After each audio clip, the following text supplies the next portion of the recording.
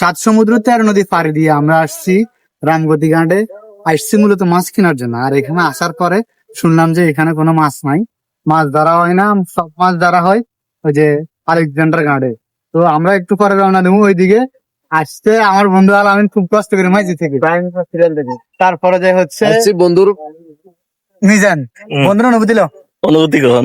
বন্ধু মিজান বলছে যে ইলিশ মাছ নিতে পারলে বাবির দিয়ে রান্না করে খাওয়াবো। সে আশায় ঘুম না যায় আসছে এখানে, কিন্তু মিজানের উদ্দেশ্য যে অন্য কিছু এটা আমি বুঝি নাই।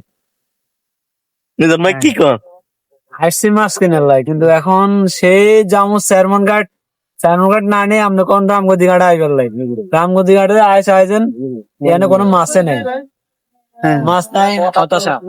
মাছ খাওয়াইবি কিন্তু এমন ঘাটে এনলি যে ঘাটে মাছে নাই, তাহলে খাওয়ানোর উদ্দেশ্যটা কিন্তু আসলে স্বপ্নে না আসে। সব দোষ নোয়াখালীর আগে আছে। না আমার কোনো দোষ নাই এখানে। আমাদের কথা ছিল চেয়ারম্যান ঘাট, হ্যাঁ। ওইটা আমাদেরকে বলছে শিপন ভাই এখানে ভালো মানের মাছ পাওয়া যায়, আমরা চেয়ারম্যান ঘাট যাবো। তো চেয়ারম্যান ঘাট যাওয়ার আগেই শিপন ভাই আসতে পারলো না। শিপন ভাই আসলে ব্যস্ত মানে সময় দিতে পারলো না। আমরা এখান থেকে ব্যাগ দিছি, আমরা যাবো কোনায়, তারপরে চেয়ারম্যান ঘাট। কিন্তু তুই বলছিস যে আমরা আসি রামগতি ঘাট, মিজানের সেম কথা বলছে। আমরা কিচ্ছু পাইনি। তারপরে যাই হোক নিরাশ হয়নি, মাছ না পাই তবে মাছ যে পানিতে থাকে সে পানিতে দেখি। পানি তো বেশি সান্ত্বনা।